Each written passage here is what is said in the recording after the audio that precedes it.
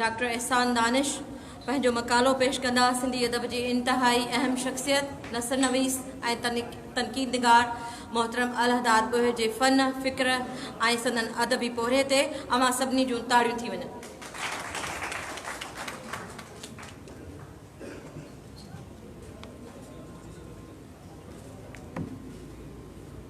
जोगीअड़ा जहान में नूरी ऐं नारी बरी जनबारी आउन जींदी हुनरे मथे स्टेज ते हिन कॉन्फ्रेंस की सदारत कंदड़ साईं अदल सुमर साहब सभई क़ाबिल मकाला निगार जिन जी पंहिंजी पंहिंजी हिकिड़ी हैसियत आहे ऐं मुंहिंजे साम्हूं वेठल इज़त जे लाइक़ु मुंहिंजा दोस्तो हक़ मौजूद।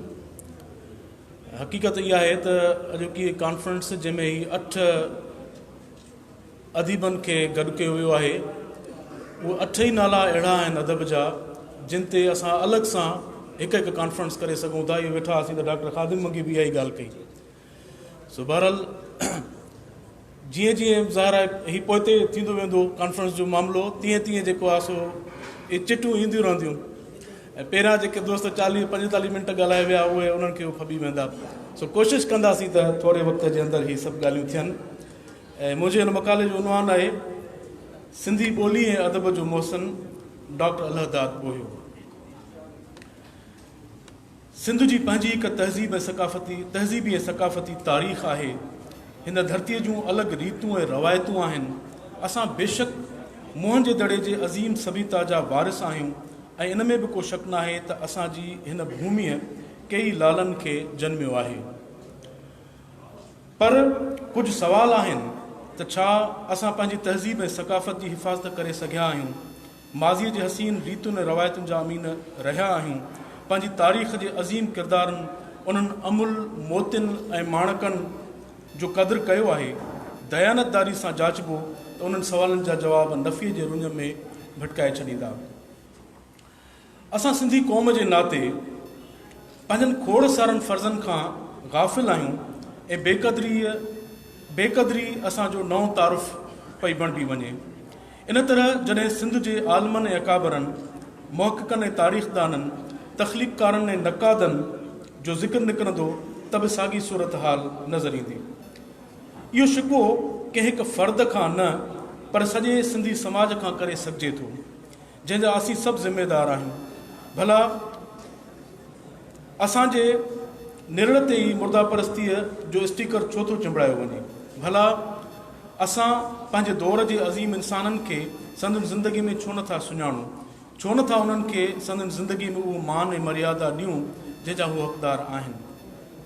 इन सॼी सूरत हाल में जॾहिं सिंध जे हिकु आलिम जा इहे आख़िरी लफ़्ज़ त मूं हिन क़ौम खे हथियार न पर किताब ॾिना आहिनि ऐं हिन क़ौम लाइ आउं दुआ ज़हन में गूंजनि था त सच त अंदर ई अंदर में नदामत जो अहसासु थिए थो।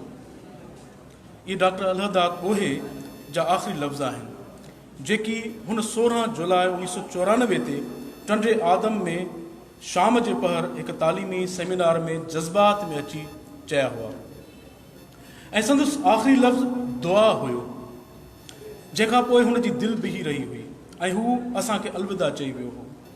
हुन वेंदे वेंदे बि सिंधी क़ौम खे दुआ ॾिनी ऐं उन खां अॻु में किताब। हिकु क़ौम खे हिकु आलिम इन खां सवाइ ॿियो ॾेई बि छा थो सघे? पर छा कंहिं क़ौम लाइ इहो काफ़ी बि नाहे त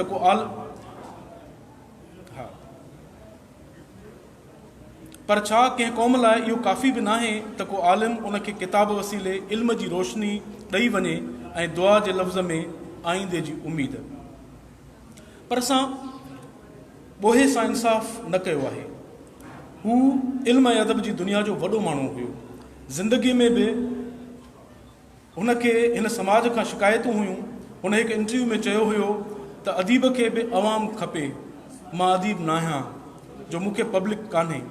अदीब जी दुश्मनीअ खे मूं ॾिठो आहे त उन जी जहिड़ी सख़्तु तरीन ॿी का बि कान्हे। जॾहिं अदीब दुश्मन थिए त उन खां बचाइण वारो हिन धरतीअ ते ॿियो को बि कोन्हे। शायदि ॿोए जो कंहिं बि अदबी धड़े सां तालुक़ु न हुजण करे ई उन दौर जे अदीबनि जी साणस इहा रविश हुई। हूअं बि भला डॉक्टर ॿोहे खे इहो शिकवो हुजे बि त छो न, जंहिं माण्हूअ समाजी लिसानियात ते उन वक़्तु कमु कयो हुजे जॾहिं उर्दू समेत खोड़ सारनि वॾनि अदबी ॿोलियुनि में अञा इहो इस्तिलाह मुरविज बि न हुजे, जॾहिं हुन सिंध जे नक़ादनि खे तनक़ीदी उसूल सम्झाए रस्तो ॾिनो हुजे त ॿेली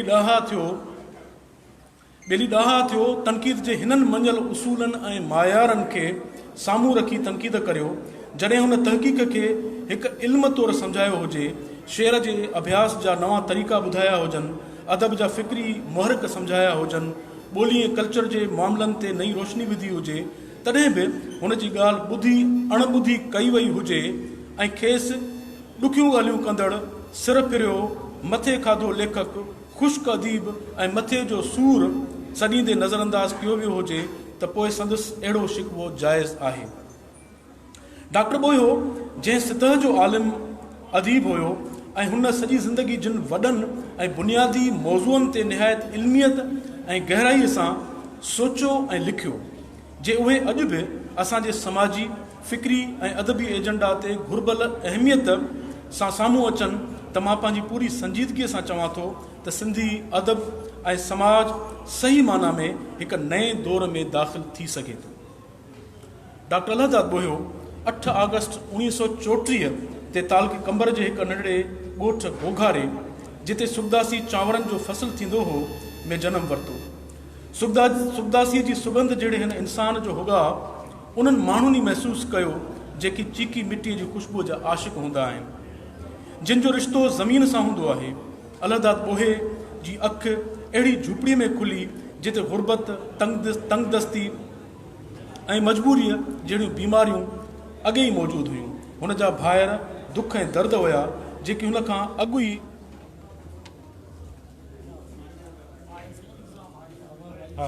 थी वञे भले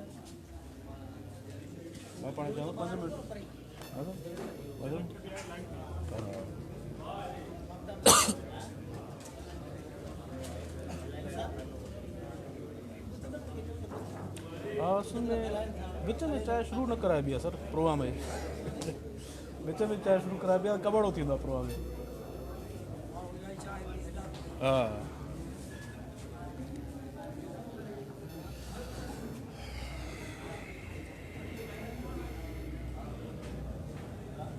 हेलो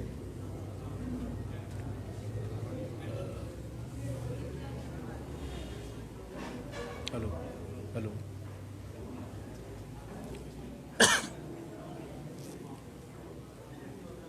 हेलो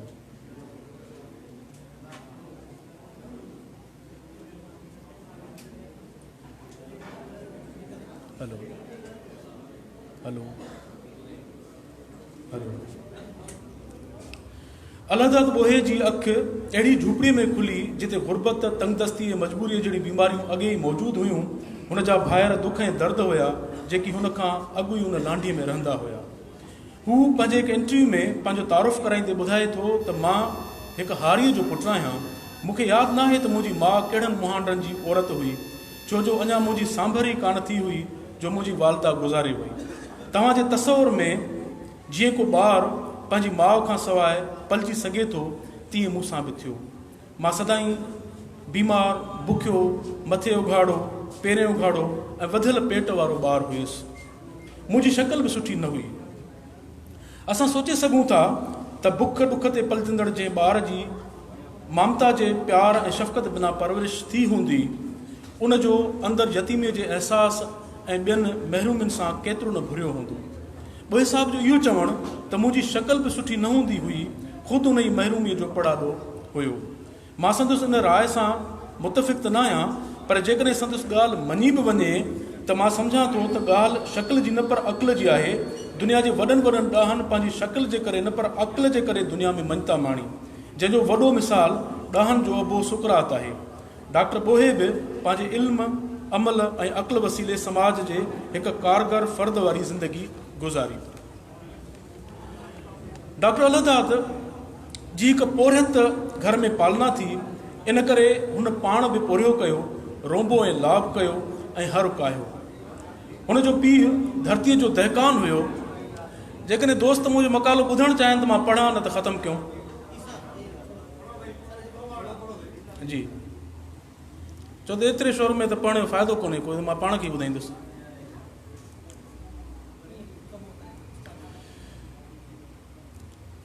अच्छा, अलाहदाद उर्फ़ दादो अञा ॿार ई हुयो जो संदसि वॾनि गोघारे खे छॾे तालके वारे जे हिकु ॻोठड़े पेचूहनि में पखा अॾिया। प्राइमरी तालीम मियां मोहम्मद शाह जे मकतब मां पिराइण बाद ॿोहे साहब वगण ऐं नसीराबाद जे स्कूलनि में मिडिल ताईं तालीम हासिल कई, जंहिंखां पोइ सन 1953 धारे गवर्नमेंट हाई स्कूल लाड़काणे मां मैट्रिक पास कई। इंटर वरी सरवरी कॉलेज हाला मां कयईं। उनखां पोइ डॉक्टर ॿोहे बाक़ी समूरी तालीम निजी तौरु हासिल कई। हुनजो चाह त मुआशियात जे मज़मून में हुयो, पर हुन MA अंग्रेज़ी अदब ऐं PhD सिंधी अदब में कई। उन दौरान हुन PTC ऐं LLB जूं डिग्रियूं बि हासिल कयूं। इन दौरान हुन मास्तरीअ खां पंहिंजी अमली ज़िंदगी जो आगाज़ कयो ऐं सॼी ज़िंदगी दरसो तदरीस जे उन ई शोबे सां लाॻापियल रहियो ऐं डायरेक्टर एजुकेशन जे उहिदे ताईं रसियो। इहो सभु कुझु हुनखे अणथक महिनत ऐं क़ाबिलियत सबबु हासिल थियो। हू पंहिंजे हिकु इंटरव्यू में ॿुधाए थो त जेकॾहिं मां हारीअ जो ॿारु न हुजां हा त मूं में एॾी क़ाबिलियत न हुजे हा। डॉक्टर ॿोयो कम जे मामले में ॾाढो चिढ़ियालो ऐं मच्छरू हुयो।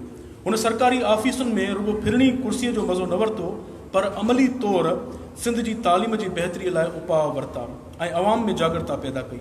उन सिलसिले में हुन मुख़्तलिफ़ शहरनि में तालीमी सेमिनार मुनक़िद कराया ऐं तालीमी निज़ाम जे ख़राबियुनि जी निशानदेही लाइ तालीमी माहिरनि खां सलाहूं वरितियूं ऐं तालीम जे मयार खे बुलंद करण लाइ तालीम खाते खे कई काराइतियूं तजवीज़ूं ॾिनियूं। डॉक्टर अलाहदाद ॿोहे 2 शादियूं कयूं। पहिरीं घरवारी संदसि फुफाट हुई, जंहिंमां खेसि 2 न्याणियुनि जो औलाद थियो, पर हुन वफ़ादार जीवन साथियाणीअ सां ज़िंदगी वफ़ा न कई ऐं 3 सालनि जे कलील अरसे में ई संदसि इंतकाल थी वियो। जंहिं बाद हुन ॿी शादी हिकु गैर सिंधी प्रोफेसर सां कई, पर हुन औरत सां संदसि अज़दवा जी ज़िंदगी का एॾी बहितर न रही। अहिड़ो इज़हार हुन पाण पंहिंजे हिकु इंटरव्यू में बि कयो आहे। ॿी घरवारी मां खेसि हिकु धीउ जेका डॉक्टर बणी ऐं पुटु जेको इंजीनियर थियो। डॉक्टर अलाहदाद ॿोयो नंढी वहीअ खां ई ज़हीन ऐं ज़ीरक शागिर्द हुयो ऐं संदसि लाड़ो ॿोली ऐं अदब ॾांहुं हुयो। हुनजी इब्तिदाई इल्मी अदबी तरबियत तुराब तख़ल्लुस वारे उस्ताद अब्दुल करीम कई, जंहिं न रुगो हुनखे शेर शुनासीअ जा सबक़ सेखारिया, लिखण जा गुर ॾसिया, पर अंग्रेज़ी ॿोलीअ सां बि रूशनास करायो। ॿोहे लिखण जी शुरूआति शाइरी सां कई ऐं आसिम तख़ल्लुस अपनाए शेर चया। शेर बि आम रवायती ऐं रुमानवी न, पर समाजी शऊर सां भरपूर ऐं मक़सदी। मिसाल तौरु संदसि ही शेर ॾिसो: खोटा माण्हू तूं खोटो आं, तुंहिंजो मन बि खोटो आहे। खोटा माण्हू तूं खोटो आं, तुंहिंजो मन बि खोटो आहे। तूं उनजो ई पासो आहीं जंहिंजे हथ में सोटो आहे। सचा माण्हू तूं सचो आं, तुंहिंजो मन बि सचो आहे। तूं ई उनजो पासो आहीं जेको तोसां सचो आहे। अलाहदाद ॿोहे जो पहिरियों नज़्म कामरेड हैदर बख़्श जतोई जी अख़बार हारी हक़दार में 1949 धारे छपियो, जंहिंजो क्रेडिट संदसि दोस्त काज़ी अब्दुल गफ़ार ॾे वञे थो, जेको इब्तिदाई ॾींहंनि में संदसि ॿियो अदबी सूंहों बणियो।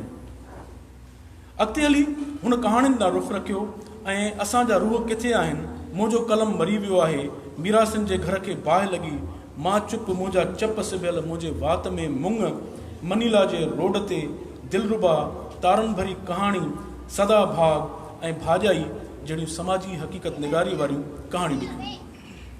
हुन जेकी कहाणी लिखियूं तिन खां सवाइ पॉकेट साइज़ में छपियल अंग्रेज़ी में लिखियल संदसि लोक कहाणियुनि जो किताबचो टेल्स रीटोल्ड पिणु अहमियत रखे थो। एतिरो ई न, पर ॿोहे साहब कुझु स्टेज नाटक बि लिखिया, जेकी ख़ासि तौरु लाड़काणे जे स्कूलनि ऐं कॉलेजनि में पेश कया विया। अहिड़नि नाटकनि में नूरी जाम तमाची, अमरता, ॻोरियुनि जो कर्ज़ु ऐं सुबुह न थी सघंदो शामिल आहिनि। इन सॼे पोता मेल मां साफ़ ज़ाहिर आहे त डॉक्टर ॿोहे लिखण जो आगाज़ तख़लीक़ी अदब सां कयो ऐं जजो तख़लीक़ी पोरियो हुनजे क्रेडिट ते मौजूदु आहे, पर सिंधी अदब में हुनजी सुञाणप जो हावी हवालो हिकु आलिम ऐं मुहक़िक़ वारो आहे।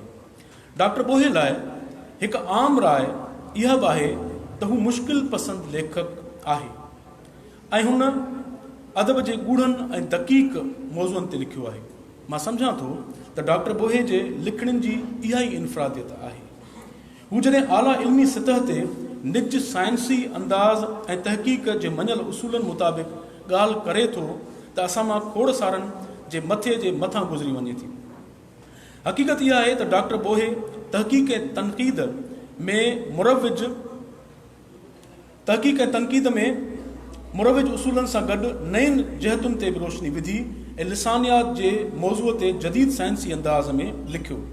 हुन तनक़ीद जे इल्मी ऐं नज़रियाती पासनि जी खोज कई ऐं पंहिंजनि लिखणनि में अदब ऐं समाज जे रिश्ते ऐं अदीब जी समाजी ज़िमेदारी जहिड़नि मौज़ूअनि खे अहमियत ॾिनी। डॉक्टर अलहदाद बोहे जो PhD वारो मक़ालो सिंधी ॿोलीअ जो समाजी कार्ज जॾहिं 1977 में छपजी पधिरो थियो त तेसीं ताईं इहो इन मौज़ूअ ते एशियाई ॿोलियुनि मां कंहिं बि ॿोली में लिखियलु पहिरियों मक़ालो हुयो।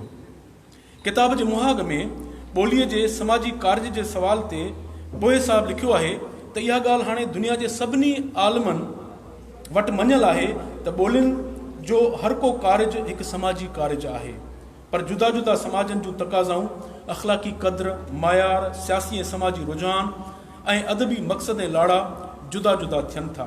उन करे हर समाज जी ॿोलीअ जो किरदार बि निरालो ऐं जुदा जुदा थिए थो। 5 भाङनि में विरहायल इहा थीसिस समाज, ॿोली ऐं कल्चर, सिंधी ॿोलीअ जो अदब ऐं उन जो समाजी अभ्यास, रोज़मरह वारी सिंधी ॿोली ऐं उन जो समाजी अभ्यास, इशारनि वारी ॿोलीअ जो अभ्यास ऐं इल्मु माना ऐं उन जे समाजी हैसियत जहिड़नि अहम उनवाननि ते मुश्तमिल आहे। मां मुख़्तसिर कयां थो। हा साईं। डॉक्टर अलहदाद बोहे पंहिंजी ज़िंदगी में तहक़ीक़ ऐं तनक़ीद जे हवाले सां जेको पोरियो कयो उहो एकेडमिक ऐं बुनियादी नोयत जो हुयो, जंहिं सिंधी अदब खे नवां बुनियाद फ़राहम कया। मसलन जेकॾहिं संदसि किताब तनक़ीदूं जो जाइज़ो वठिबो त असांखे मालूम थींदो त उहो किताब तनक़ीद जे मौज़ूअ ते हिकु बुनियादी नोयत जो किताबु आहे, जेको आलमनि ऐं अदीबनि सां गॾु सिंधी अदब जे शागिर्दनि खे बि ज़रूरु पढ़णु खपे, जीअं तनक़ीद बाबति संदुनि कॉन्सेप्ट्स क्लियर थियनि। इन किताब बाबति हुन पाण बि चयो हो त इहो किताब मूं यूनिवर्सिटीज़ जे लाइ लिखियो आहे ऐं यूनिवर्सिटीज़ जे निसाब में तनक़ीद खे यूनिवर्सिटीज़ जे निसाब में मौजूदु आहे ऐं अदब जे पर्चे में उन किताब जो अभ्यास ज़रूरी थी पियो आहे। आमतौर सिंधी अदब में तनक़ीद खे बिदअत सम्झो वेंदो आहे ऐं नक़ाद खे तख़लीक़कार जो दुश्मन। उन जा केतिरा ई कारण आहिनि।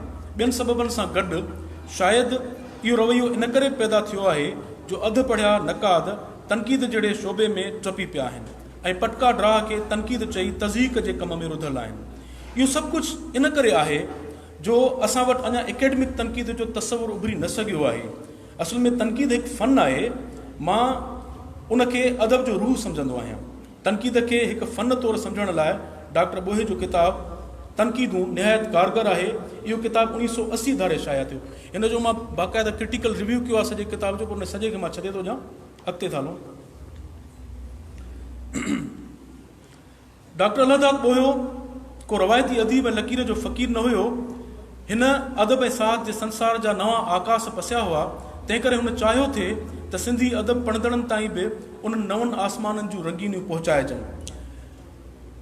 हुन जी नज़र रुगो अदब जे फ़नी, नज़रियाती ऐं तनक़ीदी पासनि ते न हुई, पर अदब जे फ़िक्री पहलुअनि ते बि हुन जी गहरी नज़र हुई। उन जो अमली मिसाल संदसि किताब अदब जा फ़िक्री मुहरिक आहे। हीउ किताब 1984 में छपजी पधिरो थियो ऐं सिंधी अदब जे क़ारीन वटि बेहद मक़बूल थियो। उन जा कई सबब हुया। मसलन बोहे साहब हिन किताब में समाजी, मज़हबी, सियासी, फ़िक्री ऐं नज़रियाती सवालनि खे छेड़े हयातियाती ऐं इंसान जे इर्तिकाई नज़रियनि ऐं फ़िक्री रुझाननि ते जेका रोशनी विधी आहे, उन सां पढ़ंदड़नि जे ज़हन जूं दरियूं खुलनि थियूं। हीअ किताब पंहिंजे मौज़ूअ या कॉन्टेंट जे लिहाज़ खां हिकु भरपूर किताब आहे। जेतोणीकि डॉक्टर बोहे उन जे मुहाग में किताब जे मौज़ूआती अणपुराई ऐं तशनीकीअ जो बारहा ज़िक्र कयो आहे, जंहिंजो सबबु शायदि इहो बि हुजे जो जेको लेखक वसी नज़र ऐं वसी मुतालो रखंदड़ हूंदो आहे, उहो पंहिंजे कम जो कैनवास बि वसी रखंदो आहे ऐं खेसि ई अंदाज़ो हूंदो आहे त उहो मौज़ू केतिरो अहम ऐं कुशादो आहे। डॉक्टर बोहियो उन्हनि अदीबनि ऐं आलमनि मां न हुयो जेके लिखण खे बि हिकु फॉर्मेलिटी वांगुरु निभाईंदा आहिनि। तंहिं करे हू जॾहिं बि कलम खयो त पढ़ंदड़नि जा कॉन्सेप्ट चिटिया कया ऐं असल में इहो ई वॾो कमु आहे। इन किताब ते बि रिव्यू आहे, उहो बि छॾियूंसि था। ऐं बिल्कुलु आख़िर में था वञूं, हिकिड़ो ॿियो बि किताबु आहे, इल्मु तहक़ीक़, अहम किताबु आहे, उनखे बि छॾे था ॾियूं। बिल्कुलु आख़िरी पंहिंजो हिसे में असां वञूं था पिया। डॉक्टर अलहदाद ॿोहे जे इंतकाल बाद हिन वक़्त ताईं संदसि 2 किताब मंज़र आम ते आया आहिनि। पहिरियों ॿोहे जूं तहरीरियूं 1994 में इहो छपियो, जंहिंखे नाज़ सनाई तरतीब ॾिनो, ऐं ॿियो सिंधी ॿोलीअ बाबति मज़मून ऐं मकाला जुल्द 3, इहो 2008 में छपियो, जंहिंखे आज़ाद अनवर कांधड़े तरतीब ॾिनो। पहिरें किताब में ॿोहे साहिब जा 2 मज़मून, हलो त मोटी ॻोठ हलूं ऐं कैंप में 2-3 ॾींहं खां अलावा मुख़्तलिफ़ अदबी रिसालनि खे ॾिनल संदसि 5 इंटरव्यू ऐं इनकलाबियात जूं तक़ाज़ाऊं जे उनवान सां नजम अब्बासी सां गॾु मुज़ाकरो ऐं 5 किताबनि ते लिखियल संदसि मुहाग तोड़े संदसि 2 तक़रीरूं शामिल आहिनि। डॉक्टर ॿोहे जी ज़िंदगी ऐं कम खे सम्झण लाइ हीअ किताब बुनियादी रहनुमाई करे थो। ख़ासि तौरु हुन में शामिल इंटरव्यू ॾाढा अहम आहिनि।